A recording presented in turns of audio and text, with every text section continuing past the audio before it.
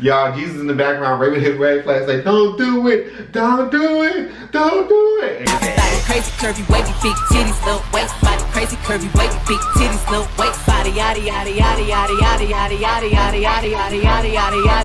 What up, guys? It's your boy Chris, aka Money Mitch, back on the episode of Money Mitch Show. Did you miss me? Because I missed you. If you haven't already, or you just happen to stumble, fumble, crumble across your boy channel, make sure y'all go ahead and subscribe, hit that button down below, follow the boy, and also hit that notification bell too. Make sure y'all get up on the game, you feel me? Alright, let's get into today's video. So today is Friday, which is what? No, it's Saturday. Ooh, all messed up right there, but I caught myself. Hey, so Saturday, which means what? Story time Saturday.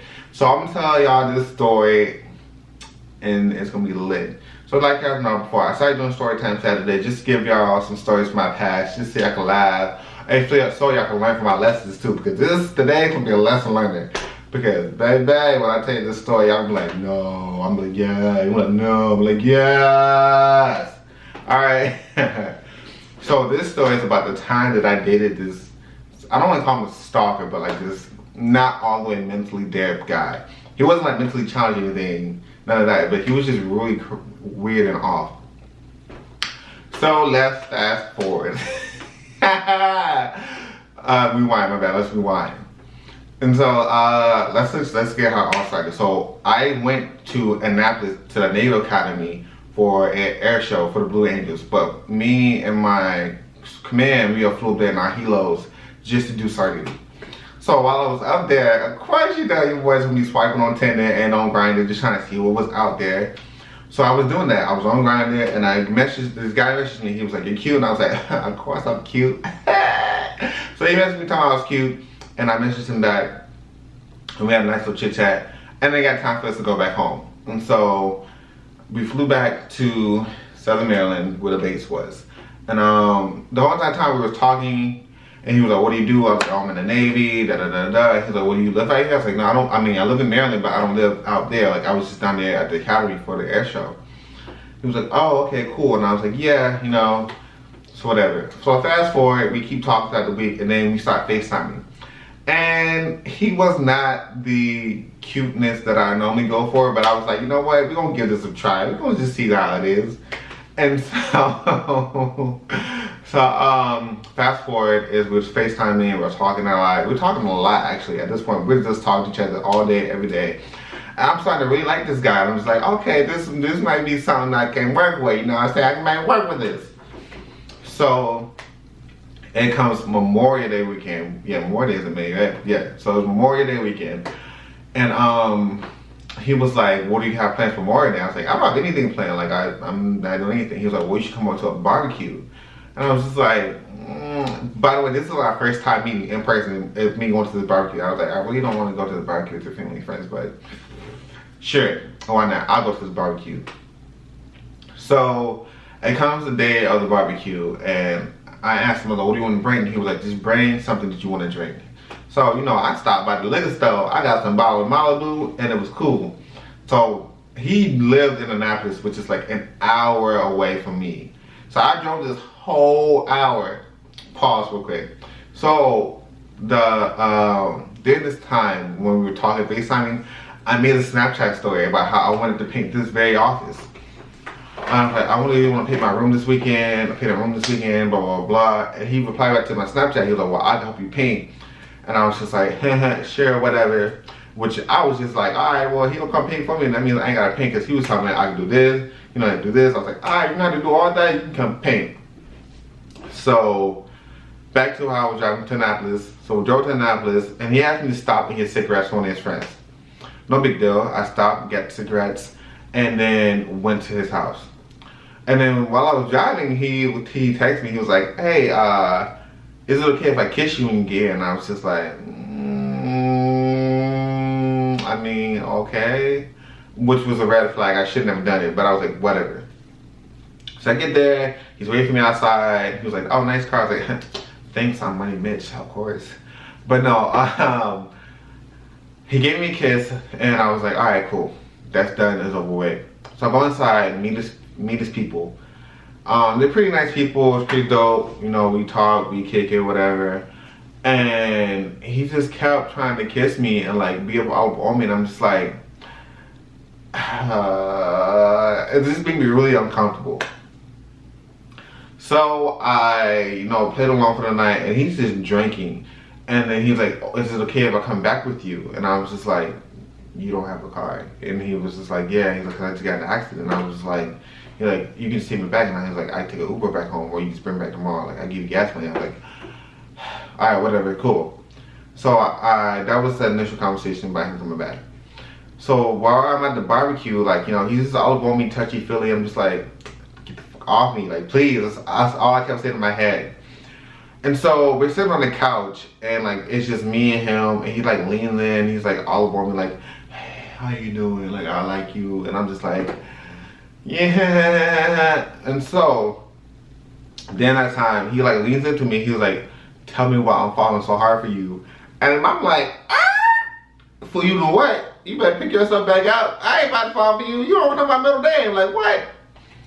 And so, yeah, he was very much stage 5 clinger. So I saw all the red flags, like Jesus in the background waving his flags, like, don't do it, don't do it, don't do it. And guess what I did? I did it anyway. So I brought him back home to my place that night, and he spent the night. And it was alright. But I knew after that night, if I'm spending the night over, that I didn't want him in my house anymore. So I made up some elaborate lie about how I had duty that day, and I needed to go to watch, whatever. Completely lied. So took him back home. I came back home, got Chinese food, and I stayed in my house and I ate my food. It was great. So throughout the next week, my birthday was the following Saturday. And he was just like, well, what are you doing for your birthday? I was like, oh, me and my friends are going out to DC and we're gonna have fun. He was just like, oh, can I go with you to DC? And I was just like, no, you can't go, sorry. And then he was just like, he gave me some like sob story or whatever. He's like, oh, well, I guess I'll just stay here. And then in the middle of all of this, his dad died. And I guess it was like some ploy to make me feel bad because I didn't want him to come with me to DC. And so he was like, yeah, my dad died, da da da da. And I was like, oh, I'm sorry for your loss, you know, all the good things. And I was there for him while he was grieving his dad. And so it comes time for my birthday, y'all. And my mother birthday, I was lit. So me and my friends would drive to DC, and while we're in the car driving, he was just like, you sure I can come with you? I was like, yeah, like, no, it's just me and my friends, we're gonna go out. And at this point, I'm just super annoyed with him, so I'm not even trying to give him the time of day. And so we get to the hotel, and he was like, well, what hotel are you staying at? And I just told him, I was like, I'm staying at this one. And then he was like, well, what room number? And I was like, pause, what room number? I was like, I'm not giving you that. So I just gave him some random ass room number. And so he was like, well, I'm coming to DC, I'm gonna hang out. I was like, oh, okay, cool, well, have fun. He was like, hopefully I see you. I was like, yeah, if I can bump into you, then that's cool, but I'm not gonna like leave my friends to come find you. So we go out that night, and he is blowing my phone up. He like, share your location, and I'm not about to share my location. I don't know you that well. He like, share your location, he hit me up. He is blowing my phone up. And I'm like texting someone back in between, but I'm lit. I'm throwing ass at the club. Oh, I was lit. And so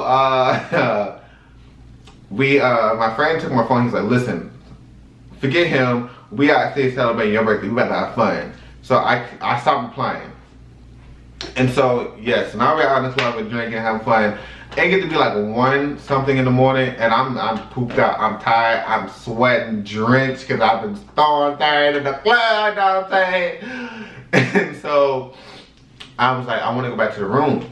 And one of my friends was like, well, I'll walk back with you. But he was in a different hotel, so we walked back to a certain point, and then he went his way, I went my way. Mind you, I'm drunk as in DC. Walking back with myself, but I'm fine, I'm cool. Like, I know what I'm doing, I know where I'm at, I know my surroundings, like, I'm good. And I stop and get pizza.